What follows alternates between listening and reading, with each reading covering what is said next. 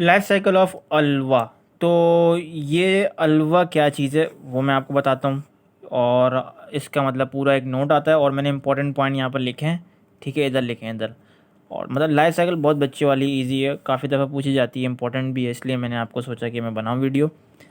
चलो बातें कर ली हैं, पढ़ लो थोड़ा सा। अब चलो भाई पढ़ लेते हैं। तो भाई लाइफ साइकिल उल्वा। तो उल्वा क्या चीज़ है? उल्वा भाई एक जो है आप कह सकते हैं कि ये एक क्या होता है, इस लाइक का बना हुआ होता है, इस टाइप का। ठीक है ना। एक आपको नज़र आ रहा होगा, ये क्या चीज़ है, आपको क्या लग रहा है? एक अगर आप सोचें तो ये आपको लग रहा होगा पान का पत्ता।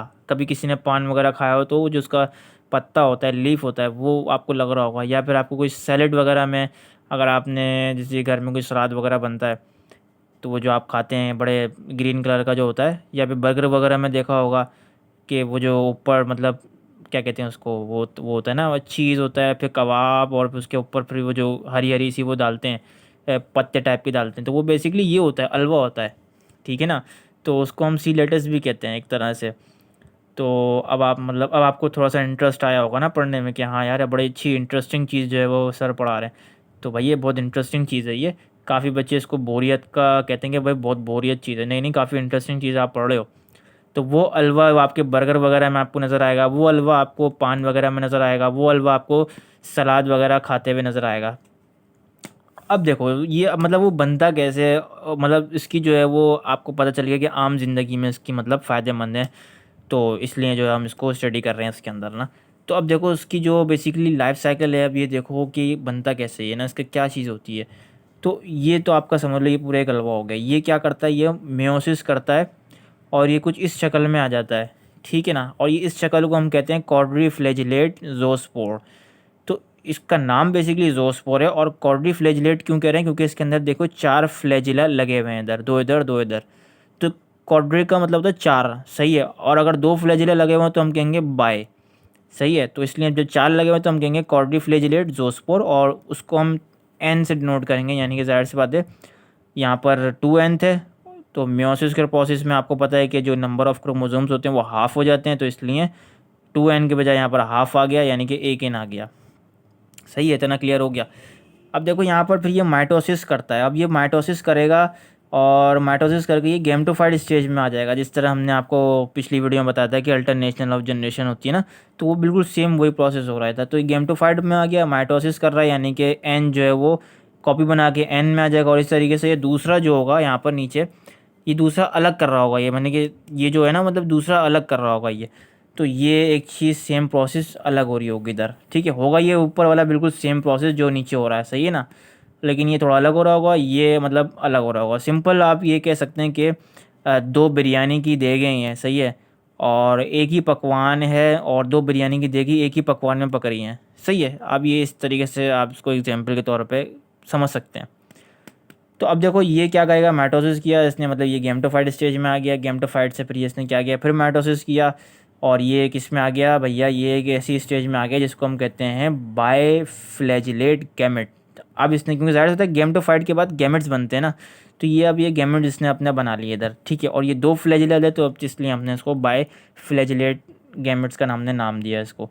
तो अब ये दोनों गैमेट जो हैं वो भैया, अब आप इसको जो है वो कंसिडर करें, ये दोनों आपस में फ्यूज़ होंगे, और ये फ्यूज़ होकर क्या कर देंगे भैया, ये कॉर्डीफ्लेजिलेट जायगोट बना लेंगे। ठीक है ना। आप कोई भी दो चीज़ जब फ्यूज़ होती है तो आपको पता है जायगोट बनता है। और 4 फ्लैजिलेट है, इसलिए हमने उसको कह दिया कॉर्डीफ्लेजिलेट। और यहाँ पर भी एन था, यहाँ पर भी एन था, दोनों एन मिले तो एन प्लस एन कितने होते हैं, 2n, हमने इसको यहाँ पर नाम दे दिया। ठीक है ना। और फिर ये जो है वो यहाँ पर क्या करेगा, माइटोसिस करेगा दोबारा से, और ये फिर इधर जो है वो स्पोरोफाइट स्टेज में आ जाएगा। माइटोसिस कर रहा है तो यहाँ पर 2n था, तो जाहिर सी बात है यहाँ पर भी 2n होगा। तो ये दोबारा से आपका पर क्या बन गया, अलवा बन गया। अब इस तरीके से प्रोसेस होता रहेगा, बहुत सारे अलवा बनते रहेंगे, बहुत सारे जो हैं वो आपके ग्रीन पत्ते आपको नज़र आएंगे। और वो ग्रीन पत्ते आपको बर्गर में नज़र आएंगे, कभी सलाद में नज़र आएंगे, कभी गोभी में नज़र आएंगे। तो वो ये चीज़ हो रही होती है। और ये तमाम चीज़ें हम जो है वो हमने पढ़ी। अब बात करते हैं कि भैया ये इसके इंपॉर्टेंट पॉइंट क्या हैं, क्योंकि एमसीक्यूज़ के तौर पे आ सकते हैं ना। तो एक चीज़ वो ये कि यहाँ पर कॉर्डी फ्लैजिलेट मैंने आपको बताना, जैसे कि वो चीज़ जो कि मतलब 4 फ्लैजिला जहाँ पर हों, सही है। बाई फ्लैजिलेट यानी कि जहाँ पर 2 फ्लैजिला हों। ये तो खैर सिंपल सिंपल सी बात थी। पहला जो है कि इट इज़ अलवा कॉमनली कॉल्ड सीलेटिस, इसको हम जो है वो ज़ाहिर सी बात है ये जो है वो अलवा, इसको हम मतलब सी लेटिस भी कहते हैं। ये इंपॉर्टेंट पॉइंट है एमसीक्यूज़ के हवाले से ना, याद कर लो बच्चों, एमडीकेट में बहुत इंपॉर्टेंट है ये पॉइंट। अच्छा, दूसरा क्या है, अल्वा। अल्वा ये भी बहुत इंपॉर्टेंट है भैया, ये भी काफ़ी बार हो जाएगा। 26 क्रोमोजोम्स के अंदर पेयर होते हैं, ठीक है ना। 26 क्रोमोजोम क्या होते हैं, पेयर होते हैं अल्वा के अंदर, ठीक है। तो ये भी आप क्या कर लो, याद कर लो इसको। अब आपको यहाँ पर कन्फ्यूजन ये नहीं होनी चाहिए कि यार 26 तो इंसानों के अंदर होते हैं। ओ नहीं भाई, खुदा को मानो, तो 20 इंसानों के अंदर 23 पेयर होते हैं, सही है ना। 23 पेयर होते हैं क्रोमोजोम्स के, जो कि 23 कितने होते हैं भैया, 46 बन जाते हैं। यही होते हैं इंसानों के अंदर टोटल क्रोमोजोम्स। और 46 का अगर आप जो है उसको मतलब हाफ करोगे, यानी कि इसका जो अगर पेयर बनाना चाहोगे तो 23 बनेंगे ये। तो इसलिए कन्फ्यूजन मत करना कि भैया ये 26 तो इंसानों के अंदर होते हैं, तो सर ये अल्वा के अंदर आप कैसे बता रहे हैं। तो भैया ऐसा कोई सीन नहीं है, 26 अल्वा के अंदर होते हैं, 23 इंसानों के अंदर होते हैं। तो अब ये 26 कितने हो गए बताओ। ये आपके हो गए 26 कितने हो गए, इतना खतरनाक मैथ है मेरा। ये आपका 12 इधर गया, ये अपना 4 5 52, ठीक है ना। 52 इसके जो होते हैं भैया, इसके टोटल जो होते हैं क्या होते हैं इसके क्रोमोसोम्स होते हैं। और पेयर की बात करूँ तो 26 होते हैं। तो ये एमसीक्यूज़ में घुमाएंगे आपको कि इसके टोटल क्रोमोसोम्स कितने होते हैं अल्वा के अंदर, तो आप बताएंगे भैया कितने, 52। और बात कर लें अगर पेयर्स की कि पेयर कितने होते हैं, आप बताएंगे 26, ठीक है। तो ये तो हो गया इंपॉर्टेंट चीज़। अब देखो ये बड़ी इंपॉर्टेंट चीज़, स्पोरोफाइट के अंदर 26 क्रोमोसोम होते हैं, जबकि गैमेटोफाइट के अंदर 13 क्रोमोसोम होते हैं सिर्फ।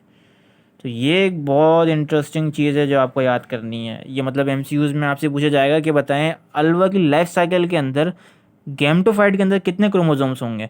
और मज़े की बात, 4 ऑप्शन आपके पास होंगे और चारों ऑप्शन में जो होगा वो 26 भी होगा। तो आप फटाक से आपने देखा लाइफ साइकिल ऑफ अल्वा था, ओह सर ने तो बताया 26 होते हैं, भाई लगाओ, इसको आपने लगा दिया और वो आपका एमसीक्यूज़ गलत हो गया। आपने जो है वो गैमेटोफाइट और स्पोरोफाइट पढ़ा ही नहीं, ठीक है ना। इसलिए मैंने यहाँ पर दोनों इसका डिफ्रेंशिएट कर दिया। अगर गैमेटोफाइट लिखा है तो आप बताएंगे 13 क्रोमोसोम्स होते हैं, और अगर स्पोरोफाइट लिखा है तो बताएंगे आप 26 क्रोमोसोम होंगे। इस बात को भी नशीन कर लो, आगे एमडीकेट भी आ रहा है, तो इसलिए दोनों मतलब बहुत इंपॉर्टेंट है पॉइंट। तो ये तो खैर बहुत इंपॉर्टेंट चीज़ थी और यही जो है वो हमारी आज की वीडियो का पार्ट था।